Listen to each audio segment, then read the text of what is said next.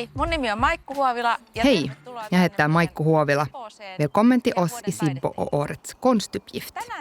Idag ska vi göra en konstuppgift som utgår ifrån närmiljön, var du än befinner dig. Jag befinner mig här i min trädgård och här får jag inspiration till hela uppgiften. Först berättar jag lite om materialen och redskapen och sen ska vi se hur vi påbörjar uppgiften. Som material och redskap använder vi helt vanligt papper. Blyertspennor, målarfärg, tidningar med bilder du kan klippa ut, en sax och naturligtvis penslar och vatten. Ta en plats där du trivs och fundera på den. Du kan titta i din närmiljö, kanske hemma, inomhus eller utomhus, och vilka element, färger och former som finns där. Och när du hittar dem, då har du motivet för din bild. Du börjar teckna och skissa upp dem, eller också kan du helt enkelt bara uttrycka dem med färger. Man börjar med att rita en cirkel. Här kan du använda en form, till exempel en tallrik. Sen när du har ritat cirkeln med blyertspennan så kan du måla den. Och jag målade den röd.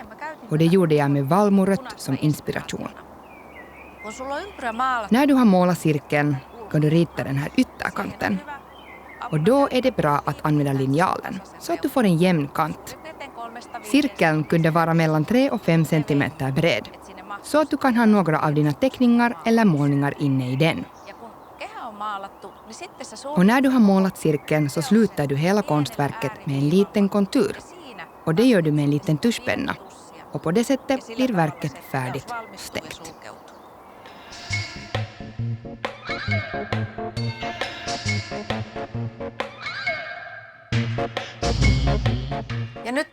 Och nu börjar vi med att rita cirkeln. Det kan du göra med hjälp av ett runt föremål. Och när du lägger det ungefär mitt på pappret så kan du kolla att det finns ungefär lika mycket utrymme både uppe och nere. Ganska mitt på pappret. Och när du har föremålet på mitten så tar du blyertspennan och ritar cirkeln runt kanten.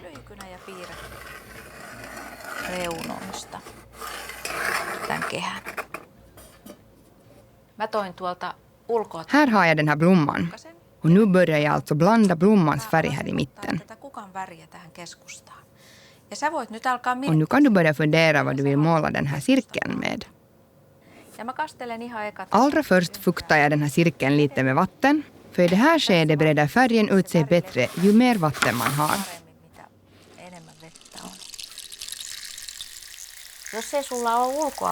Om du inte har något material som inspirerar kan du blunda och fundera på ett ställe där du trivs riktigt bra. Vilka färger och former som finns där. Finns där ett föremål, någon sak? Du kan föreställa dig någonting eller minnas gångna tider.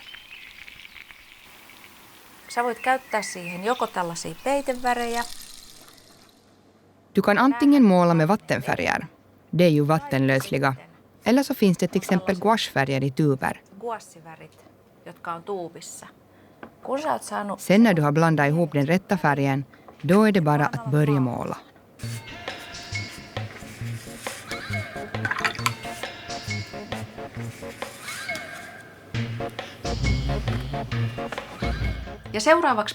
Näst ska vi rita den yttre cirkeln.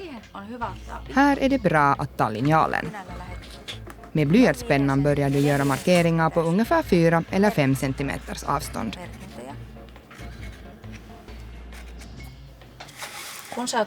När du har gjort markeringarna runt hela cirkeln så kan du förena dem till en hel linje.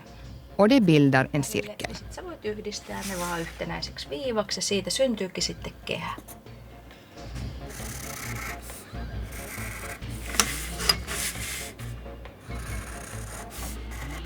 Noin.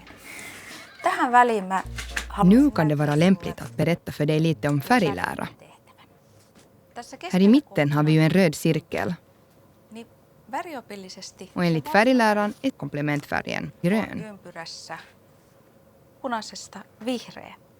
Ja nyt jos sä haluat tän sun työn... Och om du vill att ditt verk ska bli starkare Då kan du alltså välja den gröna komplementfärgen. Men om du vill göra verket mer diskret, alltså lite lugnare, då tar du en närliggande färg. Till exempel orange eller lila. Men jag vill att det här ska bli färgstarkt. Så jag väljer alltså att färga den här cirkeln grön. Jag börjar med att ta de olika gröna blad som jag har plockat i våras. Och bland dem finns olika mörka och ljusa toner. Om du inte har några material från din närmiljö så kan vi också göra en fantasiövning. Blunda och tänk på en vän eller en familjemedlem som du trivs och har haft roligt tillsammans med. Det kan också vara ett husdjur. Och saker som du kommer att tänka på kan du teckna i den här cirkeln.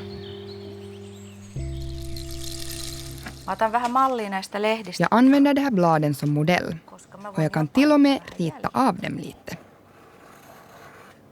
Du kan också klippa bilder från tidningar. Jag hittade några trevliga fjärilar som jag tänkte limma in bland de här bladen. Men jag väntar med att limma in dem. Jag målar det här först.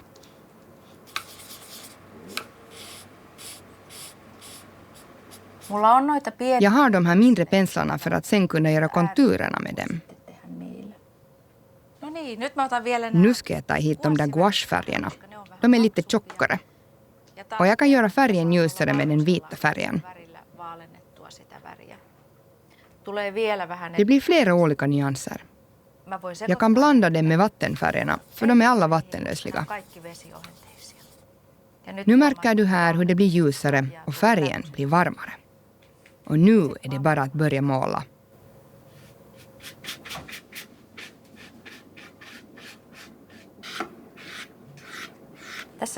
När du målar här ska du se till att du inte rör vid de målade ytorna. Du kan vända på verket.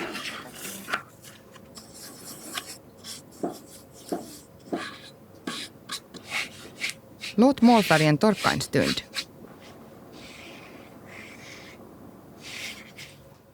Nu ska vi limma in fjärilarna. Det du behöver är lite lim och de utklippta bilder som du har tänkt sätta dit.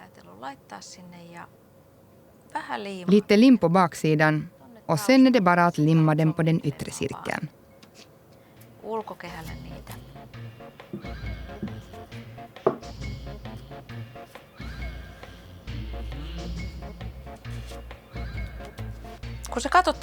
När du tittar på hela det här verket kan du börja fundera lite på hur de inklippta bilderna kan bindas samman med det här målade landskapet. Åtminstone i det här verket förstärker jag det målade med konturer.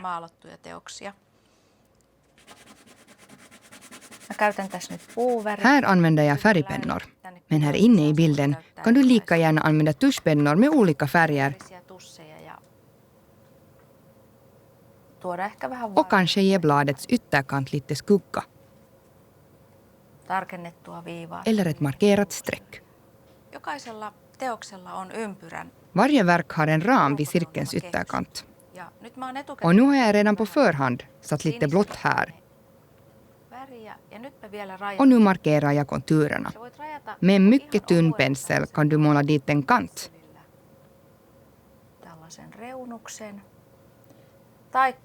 Eller lika bra kan du använda en tuschpenna. Med den där mörkblåa tuschpennan får du en bra skarp kant. När du gör den yttre cirkeln färdig och markerar kanten så slutar du på sätt och vis hela cirkeln och avslutar verket. För mig betyder den här blåa färgen jordens atmosfär.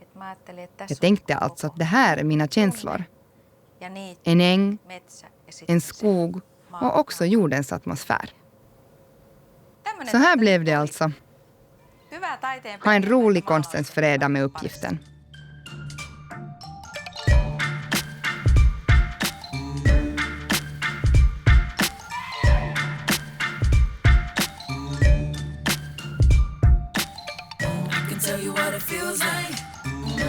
Tell you 'cause it feels right.